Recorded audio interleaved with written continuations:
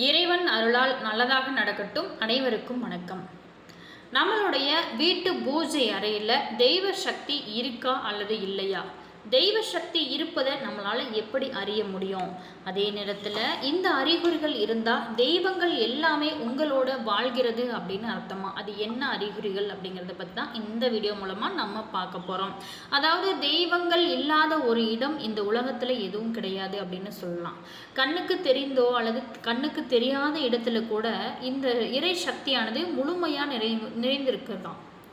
அதனால தான் இந்த உலகமானது இயங்கி கொண்டிருக்கிறது. நீங்கள் கடவுளை நம்பினாலும் சரி, நம்பவில்லை அப்படின்னாலும் சரி, நமக்கு மேலே ஏதாவது ஒரு இறை சக்தியானது இயங்குகிறது. அதனால தான் இந்த பூமியில் உயிரினங்கள் இன்றுமே வாழ்கிறது அப்படிங்கிறதையாவது நிச்சயம் நம்ப வேணும்.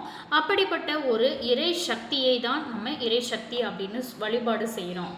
சரி, இந்த சக்தியை நேரில் கண்டவர்கள் அப்படின்னு சொல்ல முடியாது, ஆனால் உணர்ந்தவர்கள் நிறைய பேர் இருக்காங்க இல்லையா? எந்த ஒரு வீட்டில் நிறைவான ஒரு சந்தோஷம் இருக்கிறதோ அந்த வீட்டில் தெய்வங்கள் வாழ்கிறது அப்படின்னு அர்த்தமா. சந்தோஷம் அப்படின்னா என்ன?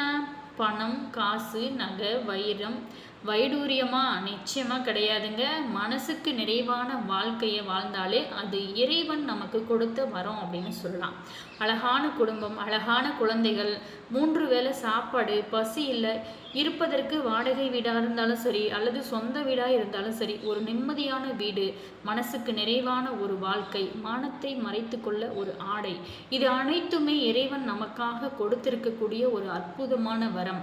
இத்தனை நன்மைகளையும் உங்களுக்கு கொடுத்த அந்த இறைவன் உங்களுடன் தான் இருக்கிறாங்க அப்படிங்கிறத நீங்கள் உணர்ந்துடணும். இது தவிர ஒரு சில அறிகுறிகளை வைத்து கூட நம்ம இறை சக்தியை உணர முடியும். வழக்கம் போல் வீட்டில் பூஜை செஞ்சு இறைவனிடம் வேண்டிக் கொண்டிருப்போம். திடீர்னு நம்மளோட வீட்டில் அருகிலோ அல்லது தூரத்திலோ இருக்கக்கூடிய அந்த கோவிலிருந்து ஒரு மணியின் ஓசையானது கேட்கும். அந்த மணி ஓசை கேட்கும்போது நம்மளோட உடம்பு எல்லாமே அப்படியே புல்லரிக்கும். அந்த சமயம் தெய்வ சக்தியை நம்மளால் உணர முடியும். அதே நேரத்தில் நம்ம கண்ணை மூடிக்கொண்டு இறைவனிடம் அந்த சுவாமியை மனதார வேண்டிக் கொள்வோம். கண்ணை திறந்து அந்த இறைவனை பார்த்த உடனேயே இறைவனோட தலையிலிருந்து பூ விழுவது போலவும் எலுமிச்சம்பழம் கீழே விழுவது போலவும் நம்மளால் அப்போதே நம்மளோட உடல் ஆனது சிலிர்த்து போகும். அந்த நேரத்தில் தான் இறைவனை நம்மளால் உணர முடியும். அது நம்மளுடைய கண்களுக்கு தெரியாமல் வேணா இருக்கும், ஆனால் நம்மளால் உணரக்கூடிய அளவுக்கு சக்தியை நம்ம பெற்றிருக்கோம். சரி, இந்த வீட்டு பூஜை அறையில் தெய்வ சக்தி இருக்கா இல்லையா? நம்மளுடைய வீட்டில் எந்த மாதிரியான அறிகுறிகள் இருந்தால் தெய்வ சக்தி இருக்குது அப்படின்னு அர்த்தம், அல்லது இல்லை அப்படின்னா எந்த மாதிரியான அறிகுறிகள்லாம் தென்படும் அப்படிங்கிறத மறக்காமல் நம்ம இந்த வீடியோ மூலமாக பார்க்க போகிறோம். இந்த வீடியோவை கடைசி வரைக்குமே ஸ்கிப் பண்ணாமல் முழுமையாக பாருங்கள். வீடியோ பிடிச்சிருந்தா மறக்காமல் லைக் பண்ணுங்கள். இது போன்ற பல சுவாரஸ்யமான தகவலை நீங்கள் தொடர்ந்து தெரிஞ்சுக்கணும் அப்படின்னாலும் மறக்காமல் நம்ம இனியவள் உற்சாகம் சேனலை சப்ஸ்கிரைப் பண்ணிட்டு கூடவே பாருங்கள் பெல் ஐக்கான் இருக்கும், அதையும் ப்ரெஸ் பண்ணிட்டு வாங்க வீடியோக்குள்ளே போகலாம். ஒரு வீட்டுக்குள்ளே நுழைந்த உடனே நமக்கு ஒரு மனதுக்கு உள்ள ஒரு அமைதி கிடைக்கிறதா? காரணம் இல்லாமல் மனமானது நல்ல ரிலாக்ஸாக சந்தோஷமாக இருக்கா? வீட்டில் பூஜை செய்யும் போது மனம் ஒருமுகமாகிறதா? நம்மளுடைய ஆன்மீக நம்பிக்கைகளில் இப்படிப்பட்ட அனுபவங்கள் சில பேர் வீட்டில் நல்ல தெய்வ அருள் நிலவுகிறது அப்படின்னு நம்பப்படுறாங்க. ஆனால் ஒரு முக்கியமான விஷயம், இவை அறிவியல் ரீதியாக தெய்வ சக்தி இருப்பதை நிரூபிக்கும் அறிகுறிகள் கிடையாதுங்க. இவை நம்மளோட பாரம்பரிய நம்பிக்கைகள், ஆன்மீக விளக்கங்களாக பார்க்கப்படுது.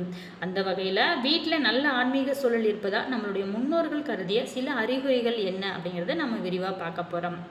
சில வீடுகளுக்கு நம்ம போன உடனே அங்கே நுழைஞ்ச உடனே இயல்பாகவே ஒரு அமைதியான உணர்வானது நமக்கு ஏற்படும். வீட்டில் தேவையில்லாத சத்தம், அதாவது தேவையில்லாத சத்தமே இல்லாமல் இருப்பது போலவும், குடும்பத்தினர் ஒருவருக்கொருவர் மரியாதையாக பேசுறது, வீடு சுத்தமாக வச்சுக்கிறது, இது எல்லாமே ஒரு மனதுக்கு நிம்மதியை கொடுக்குமா? அதே நேரத்தில் இப்படிப்பட்ட அமைதியான சூழலை பல பேரும் நல்ல சக்தியோட அடையாளமாக பார்க்கப்படுறாங்க. உண்மையிலேயே பாருங்கள், ஒரு வீட்டில் நம்ம சூழலும் நம்மளுடைய மனநிலையும் ஒன்றுக்கொன்று தொடர்புடையதாக இருக்கும். இப்போ ஒரு வீட்டில் நம்ம நுழைஞ்சோம் அப்படின்னா, இப்போ நம்ம வீட்டையே எடுத்துக்கோங்க, நுழைஞ்சோம் அப்படின்னா அந்த வீடு க்ளீனாக இருந்துச்சுன்னா நம்மளோட மைண்டு ரிலாக்ஸாக இருக்கும். அதனால் வீட்டில் அமைதியான சூழலை உருவாக்குவது அப்படிங்கிறது ரொம்ப ரொம்ப முக்கியம். எந்த நேரமுமே நம்மளுடைய வீடு ஒரு கோவில் போல் நல்ல பிரகாசமாக எப்போவுமே ஒரு நீட்டாக இருக்கணும், அது சூப்பராக இருக்கும். அடுத்ததாக பூஜை அறையும் அதே மாதிரி சுத்தமாக வச்சுக்கோங்க, ரொம்ப நல்லது. பூஜை செய்யும்போது மனமானது ஒருமுகப்படும். வீட்டில் விளக்கேற்றி இறைவனை நினச்சி சில நிமிடங்கள் மட்டும் நீங்கள் அமைதியாக அமரும்போது மனமானது தெளிவாகும். எந்த ஒரு பதட்டமும் இல்லாமல் இறைவனை நினைக்க முடிகிறதா? நம்மளுடைய பாரம்பரியத்தில் இது நல்ல ஆன்மீக சூழலாக இருக்குது. ஆனால் இதை ஒரு அமானுஷ்ய சக்தியோட உறுதியான ஆதாரம் அப்படின்னு எடுத்துக்கொள்ள வேண்டியதில்லை. பூஜை, தியானம் போன்ற அமைதியான செயல்கள் இயல்பாகவே நமக்கு மனதை அமைதிப்படுத்த உதவும். வீட்டில் நல்ல வார்த்தைகள் அதிகமாக நம்ம பேசுகிறது ரொம்ப நல்லது. ஒரு வீட்டில் எப்போதுமே சண்டை, கோபம், குற்றச்சாட்டு மட்டுமே இருந்துச்சு அப்படின்னா அந்த வீட்டில் இருப்பவங்களோட மனநிலையும் பார்த்திங்களா ஒரு டென்ஷனாக ஒரு குழப்பத்திலே இருக்கும். அதே நேரத்தில் நல்லா இரு, கவலைப்படாது, எல்லாம் நல்லபடியாக நடக்கும் அப்படின்னு ஒருவருக்கொருவர் நல்ல வார்த்தைகளை அந்த வீட்டில் நம்ம சொல்லும்போது அந்த வீடு மனதுக்கு நம்பிக்கை கொடுக்குமா. ஆன்மீக நம்பிக்கையில் சில நல்ல வார்த்தைகள் இருக்கக்கூடிய இடத்துல நல்ல அதிர்வுகள் இருக்கும் அப்படின்னு சொல்லப்படுது. அதனால் வீட்டில் எப்போவுமே சரி, பெண்களாக இருந்தாலும் சரி, யாராக இருந்தாலும் சரி, வீட்டில் பேசும் வார்த்தைகளுக்கும் ரொம்ப முக்கியத்துவம் கொடுக்கறது ரொம்ப நல்லது. வீட்டில் சுத்தமாக இருக்கிறது ரொம்ப ரொம்ப முக்கியங்க. நம்மளுடைய பாரம்பரியத்தில் சுத்தத்திற்கு மிகப்பெரிய ஒரு முக்கியத்துவமே கொடுக்கப்பட்டிருக்காங்க. பூஜை அறையை சுத்தமாக வச்சுருக்கணும். அடுத்தது வீட்டை பார்த்திங்கன்னா சுத்தமாக இருக்கணும். தேவையில்லாத பொருட்களை குவித்து வைக்காமல் இருக்கிறது தான் நல்லது. அதே மாதிரி பார்த்தோம்னா சுத்தமான காற்றோட்டமான வெளிச்சம் இருக்கக்கூடிய வீடு நமக்கு நல்ல ஒரு புத்துணர்ச்சியை கொடுக்கும். சரி, விளக்கேற்றும் நேரத்தில் மன அமைதி அப்படிங்கிறது ஏன் இவ்வளோ முக்கியம் அப்படின்னு சொல்கிறாங்கன்னா, மாலை நேரத்தில் விளக்கேற்ற இறைவனை வணங்குவதே நம்மளுடைய இல்லங்களில் நீண்ட நாளாகவே இருந்து வரக்கூடிய ஒரு வழக்கம். காலை மாலை என இருவேளையுமே தீபம் ஏற்றலாம். அதே நேரத்தில் குடும்பத்தினர் அனைவரும் ஒரு சில நிமிடங்கள் அமைதியாக இருக்கிறது, இறைவனை நினைக்கிறது, நல்ல எண்ணங்களை வளர்க்கிறது, இது எல்லாமே வீட்டோட ஆன்மீக சூழலை மேம்படுத்தும். அதே மாதிரி நீங்கள் வீட்டு பூஜைகளில் தீபம் ஏற்றி வழிபடும் போது நீங்கள் மட்டும் பண்ணாமல் உங்களுடைய ஃபேமிலியில் இருக்கிறவங்க எல்லாருமே குளிச்சுட்டு நம்ம எல்லாரும் மைண்ட் ரிலாக்ஸாக இருக்கும். எல்லாரும் ஃபேமிலியாக சேர்ந்து நம்ம செஞ்சால் நமக்கு பலன்கள் இன்னும் அதிகமாக கிடைக்கும். இதையே நம்மளுடைய முன்னோர்கள் தெய்வ அருளோட தொடர்பு படுத்தி பார்த்துருப்பாங்க. வீட்டில் இருக்கிறவங்களோட ஒற்றுமை, அதாவது ஒரு வீட்டோட மிகப்பெரிய பலம் என்ன தெரியுமா? அந்த வீட்டில் இருக்கிறவங்களோட ஒற்றுமை தான். குடும்பத்தில் ஒருவர் மற்றொருக்கு உதவி செய்கிறது, பெரியவங்களை மதிக்கிறது, சின்னவங்களை அன்போடு நடத்துறது, பிரச்சனை வந்தாலும் பேசி தீர்த்து கொள்வது, இது எல்லாமே ஒரு வீட்டுக்கு கண்டிப்பாக ஒரு நல்ல சூழலை ஏற்படுத்தும். அதே மாதிரி பார்த்தோம்னா வீட்டில் பயம் இல்லாமல் ஒரு நம்பிக்கை ஏற்படுது. வீட்டில் எப்போதுமே ஏதாவது ஒரு கெட்டது நடக்க போகிறது அப்படிங்கிற பயத்தில் இருக்க வேண்டிய அவசியமே கிடையாது. இந்த மாதிரி சின்ன சின்ன விஷயங்களை நீங்கள் ஃபாலோ பண்ணும்போது. அதே மாதிரி ஆன்மீகம் அப்படிங்கிறது ஒரு பயத்தை உருவாக்குவது கிடையாதுங்க. மாறா மனதுக்கு ஒரு நம்பிக்கையும் நல்ல எண்ணங்களும் கொடுப்பதாக இருக்க வேணும். அதனால தான் வீட்டில் தெய்வ வழிபாடு செய்கிறாங்க அப்படின்னா கூட அதை பயத்தின் அடிப்படையில் இல்லாமல் ஒரு நம்பிக்கை, நன்றி, நல்லொழுக்கம், இது எல்லாத்தோட அடிப்படையில் செய்வது ரொம்ப சிறப்பு. வீட்டில் தெய்வ சக்தி இல்லையா அப்படிங்கிறத எப்படி நம்ம தெரிந்து கொள்வது? வீட்டில் சில நாட்கள் பிரச்சனை நடந்தாலே தெய்வ சக்தி இல்லை அப்படின்னு தான் அர்த்தம், கெட்ட சக்தி இருக்கிறது அப்படின்னு அர்த்தம். குடும்பத்தில் ஏற்படக்கூடிய அந்த பிரச்சனைகளுக்கு பல நடைமுறை காரணங்களும் இருக்கலாம். பணம் தொடர்பான பிரச்சனை, இப்போ நிறைய பேர் பாருங்க, வீட்டில் ஒரு கடன் பிரச்சனை அப்படின்னு அதிகமாக இருந்துச்சுன்னா அந்த வீட்டில் சண்டைகள் அதிகமாக இருக்கும். உடல்நிலை, படிப்பு, வேலை, குடும்பத்தில் கருத்து வேறுபாடு, இது எல்லாத்தையும் ஆன்மீக காரணமாக சொல்லப்படுது. தேவைப்பட்டால் குடும்பத்தினர் அமைதியாக பேசி தீர்வு காண்றது ரொம்ப நல்லது. ஆன்மீக அன்பர்களே, வீட்டில் தெய்வ சக்தி இருக்கிறதா அப்படிங்கிறத ஒரு குறிப்பிட்ட அறிகுறியால் உறுதியாக சொல்ல முடியாது. ஆனால் ஒரு வீட்டில் நல்ல எண்ணங்கள், நல்ல வார்த்தைகள், சுத்தம், அமைதி, ஒற்றுமை, அன்பு, உதவக்கூடிய அந்த மனப்பான்மை, இறை நம்பிக்கை, இது எல்லாம் இருந்துச்சு அப்படின்னா அந்த வீடு நிச்சயமாக ஒரு நல்ல சூழலை பெறும். தெய்வ சக்தி முழுமையாக இருக்குது அப்படின்னு அர்த்தம்.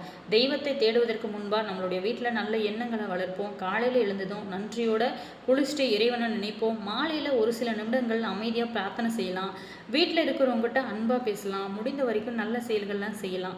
தெய்வ அருள் அப்படிங்கிறது பயப்பட வேண்டிய ஒரு விஷயம் கிடையாது. நம்பிக்கையோடு வாழ உதவக்கூடிய ஒரு ஆன்மீகத்தின் உணர்வு அப்படின்னு சொல்லப்படுது.